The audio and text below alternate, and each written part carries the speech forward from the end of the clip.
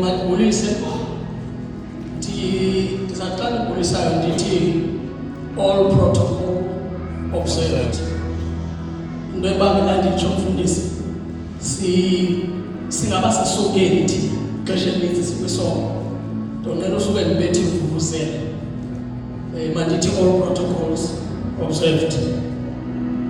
Igama lam ndinguJerry ifane ndingubhubhi ndingumhlali walapha eSrandi ndikwiportfolio yesport kule ward ndisebenza nokhansila.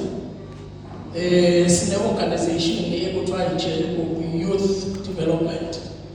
I-aim yayo ukuphuhlisa ulutsha, i-aim yayo ukususa ulutsha ezitratweni, kodwa ke isithi kulutsha lungasuki lonke ezitratweni kungakushiyeke kungekho bantu ezitratweni. Ithi ulutsha olusesitratweni olwenza izinto ezithi empower themselves ngalu besezitratweni liqhube ivangeli kaThixo enhle. I'm just going to be very, very brief.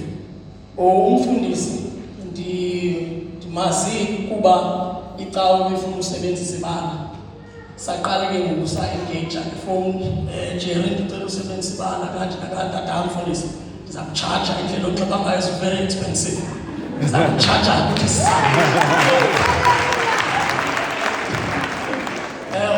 umfundisi siye sathetha ngefowuni senza i-communication sabhalela leleta ibandla layifumana ibala lalisebenzisa.